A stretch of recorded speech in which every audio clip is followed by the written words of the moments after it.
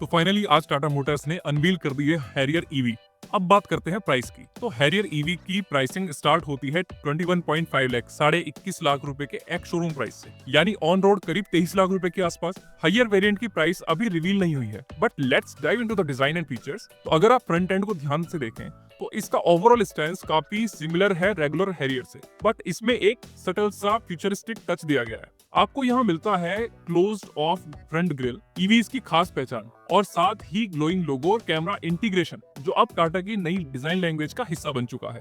Headlamps की बात करें तो ये स्प्लिट सेटअप में आती है, ऊपर स्लीक डीआरएल्स और नीचे मेन एलईडी हेडलैम्प्स, सेम जैसा हमने आइस हैरियर में देखा था। That continuity is nicely maintained. तो फ्रंट बम्पर में आपको मिलते हैं 6 पार्किंग सेंसर और 3 दोनों तरफ फ्रंट कैमरा के साथ। तो सेंटर में आपको रडार सिस्टम दिखेगा, हाँ मतलब इसमें एडास मिलता है। अब अगर आप साइड प्रोफाइल की बात करें तो यस, ये वही डिजाइन है। क्लोज इंस्पेक्शन पर आपको देखेंगे aero style alloy wheels, which are not just for the looks but better aerodynamics and improved range. Side mirrors mostly unchanged हैं, लेकिन यहाँ आपको ईवी बैजिंग और क्लीन लाइंस का सटल प्रीमियम फील देखने को मिलेगा। और एक एक्सटर्नल कैमरा इधर और एक कैबिन के अंदर भी दिया गया है। वो किस लिए है वो आपको इस वीडियो में बाद में पता चलेगा। अब चलते हैं गाड़ी के पीछे की तरफ। सबसे पहले जो नोटिसेबल एलिमेंट है वो है QD ऑल व्हील ड्राइव की बैजिंग, जो टाटा मोटर्स की ऑल व्हील ड्राइव टेक्नोलॉजी को रिप्रेजेंट करता है। रूफ रेल्स मोस्टली सेम रखे गए हैं, कोई मेजर ट्वीक नहीं किया, लेकिन अगर आप ध्यान से देखें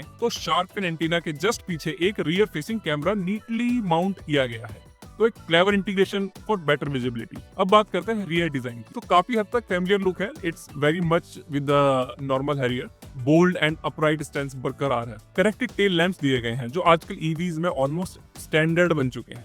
रियर बम्पर पर भी जैसे सेम फ्रंट में है, 3 इस साइड और 3 उस साइड, टोटल 6 पार्किंग सेंसर दिए गए हैं। अब आगे आते हैं बूट स्पेस पर। टाटा का क्लेम है अप्रोक्सीमेटली 500 लीटर का बूट स्पेस है, लेकिन जब आप फुल एरिया को एक्सप्लोर करते हो तो एक चीज नोटिस होती है, boot is not completely flat. Boot बिल्कुल पूरी तरह से फ्लैट नहीं है। इसका रीजन है इसके नीचे ईवी बैटरी पैक माउंट किया गया है। उसका इम्पैक्ट तो डेफिनेटली पड़ेगा लगेज एरिया पर। तो प्रैक्टिकल टर्म्स में अगर बात करें, अगर आपको ज्यादा सामान कैरी करना है, ये जो बैटरी हम्प है ये थोड़ा सा आपका स्पेस खा जाता है। अगर आप रिमूवल ट्रे या पैनल हटा दो तो then it improve slightly, but overall boot थोड़ा सा छोटा है as compared to normal Harrier, क्योंकि ये ऑल व्हील ड्राइव वेरिएंट है। इसका मेन मोटर पीछे माउंट है। तो टाटा इस ईवी को डुअल मोटर सेटअप के साथ ऑफर कर रही है, मतलब पावर डिलीवरी होगी आगे और पीछे दोनों एक्सल में। तो हैरियर ईवी के 2 वेरिएंट्स मिलते हैं, एक रियर व्हील ड्राइव और दूसरा ऑल व्हील ड्राइव। अब क्योंकि रियर व्हील ड्राइव में मोटर रियर में माउंट है, तो चाहे आप कोई सा भी वेरिएंट ले लो, ये जो बैटरी का जो हम्प है ना बूट में, ये आपको थोड़ा सा परेशान करेगा।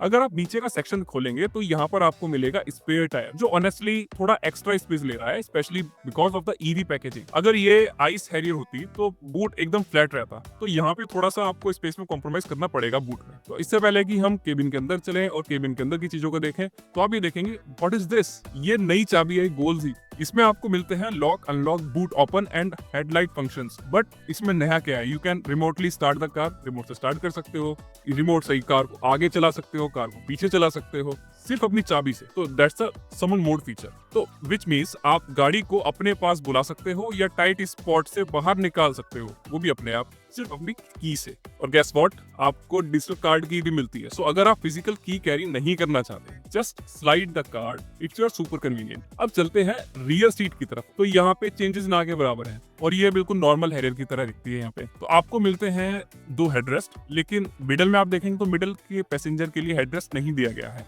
However, the सीट काफी चौड़ी है, 3 एडल्ट आराम से बैठ सकते हैं बिना किसी प्रॉब्लम के। तो लेग रूम और नी रूम वो भी दोनों ठीक ठाक है। तो अगर कोई 6 फीट की हाइट का बंदा अगर पीछे सीट पर बैठेगा तो वो कंफर्टेबली आराम से बैठ सकता है। तो पैनारोमिक सनरूफ पीछे तक एक्सटेंड होती है और केबिन बंद सा नहीं है, केबिन आपको थोड़ा एयरी सा और खुला और ब्राइट फील होता है। मटेरियल्स की बात करें तो यहाँ पर स्टैंडर्ड हैरियर वाली फिनिशिंग और टच एक्सपीरियंस दिया गया है। सॉफ्ट टच पैनल्स हैं, स्टिचेस लेदर है, फैमिलियर टेक्सचर है, तो कोई ड्रेसिव चेंज नहीं किया गया है, बट स्टिल अप मार्केट आपको प्रीमियम फील होती है। सेंटर आर्मरेस्ट में 2 कप होल्डर्स हैं, नाइसली प्लेस्ड है और ये यूजेबल है, प्रैक्टिकल है। और हाँ, तीनों पैसेंजर्स के लिए 3 पॉइंट सीट बेल्ट भी दिए गए हैं, तो ये काफी इंपॉर्टेंट है और जो सेफ्टी को और स्ट्रॉन्ग करता है। अब अगर आप रियर सीट्स में बैठते हो तो थाई सपोर्ट भी आपको अच्छा खासा मिलता है, ना बहुत ज्यादा ना बहुत कम। But the good thing is that जो फ्लोर है, फ्लोर बिल्कुल फ्लैट है, यहाँ पर आपको हम्प नहीं मिला। सो टेक्निकली लेग रूम में आपको कोई प्रॉब्लम होने वाली नहीं है। पीछे आपको मिलता है 65 वॉट फास्ट चार्जिंग के लिए 2 पॉइंट। तो अगर आप सोच रहे हैं कि रियर एसी वेंट्स कहाँ है, तो वो सेंटर कंसोल पे नहीं मिलते,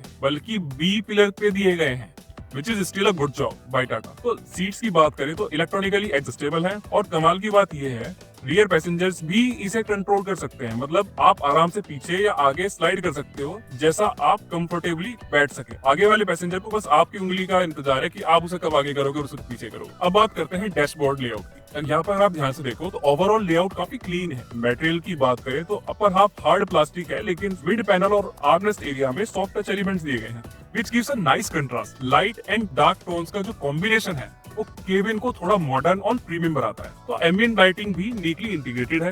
अब चलते हैं कुछ नए और इंटरेस्टिंग फीचर्स की तरफ। सबसे पहले डिजिटल IRBM। ये जो रियर व्यू मिरर है, ये एक डिजिटल डिस्प्ले में स्विच हो जाता है। आप चाहो तो इसे जूम करके देख सकते हो, ऑफ कर सकते हो, और यहाँ तक कि फ्रीज भी कर सकते हो, मतलब फोटो कैप्चर कर सकते हो। तो ये काफी रियली स्मार्ट है।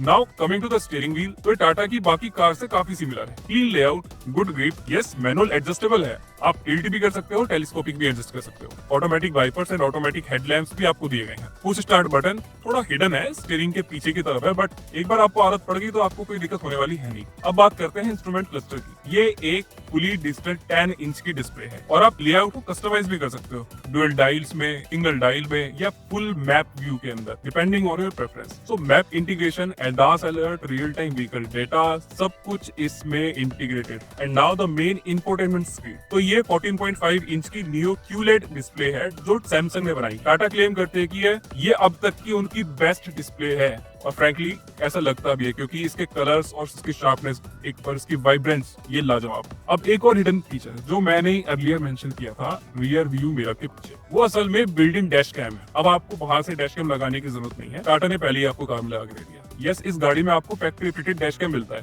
विद 64 GB इंटरनल स्टोरेज के साथ, जो लॉन्ग ड्राइव्स और सेफ्टी के लिए जेन्युइनली यूजफुल है। अब आते हैं टेरेंस रिस्पॉन्स मोड पर। यहाँ पे आपको मल्टीपल ड्राइव मोड्स मिलते हैं, एक normal drive mode, custom drive mode, rock crawl drive mode, sand mode, mud ruts, snow grass. हर टेरेन के हिसाब से एक डेडिकेटेड मोड बनाया गया है।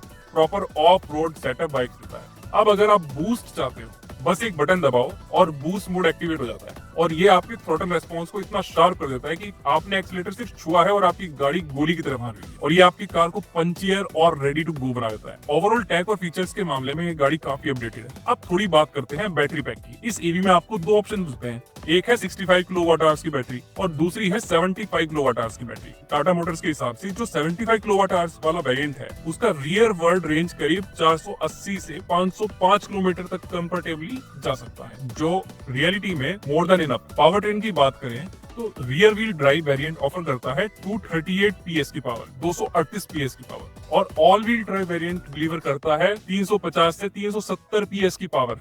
मतलब अगर आप ऑल व्हील ड्राइव वाला वेरिएंट लेते हो तो ये कार 0 से 100 किलोमीटर प्रति घंटे की रफ्तार सिर्फ 6 सेकंड में पकड़ सकती है। अब यही चीजें मिलकर इसे प्रैक्टिकल एंड पावरफुल ईवी बनाती हैं। अगर आपको 500 किलोमीटर तक की रियर वर्ल्ड रेंज मिल जाए तो ऑनेस्टली डीजल वाली गाड़ी कौन लेना पसंद करेगा। इसके अलावा टाटा मोटर्स ने कुछ नेक्स्ट लेवल अपडेट्स भी करे हैं। ये कार फास्ट चार्जिंग सपोर्ट करती है up to 120 kilowatt DC charger के साथ। सो DC चार्जिंग के मामले में there is not an issue, but हाँ थोड़ा डाउन साइड ये है कि अगर आप AC चार्जर से घर पर चार्ज करोगे तो ये सिर्फ 7.2 किलोवाट तक ही सपोर्ट करता है, जो कि थोड़ा स्लो है। मतलब 75 किलोवाट आवर की बैटरी को फुल चार्ज करने में अप्रोक्सीमेटली 12 घंटे 14 घंटे लगेंगे। अब आते हैं vehicle to vehicle and vehicle to load feature पर। तो यहाँ आपको मिलता है 3.3 kilowatt output, which is okay for the emergency in the gadget charging, but हाँ ज्यादा हैवी अप्लायंसेस नहीं चला सकते। और हाँ एक और सॉलिड एड ऑन ये है कि अगर आप फर्स्ट टाइम ईवी बायर हो तो टाटा आपको लाइफ टाइम बैटरी वारंटी दे रहा है, जो एक काफी पॉजिटिव पॉइंट है इसके लिए।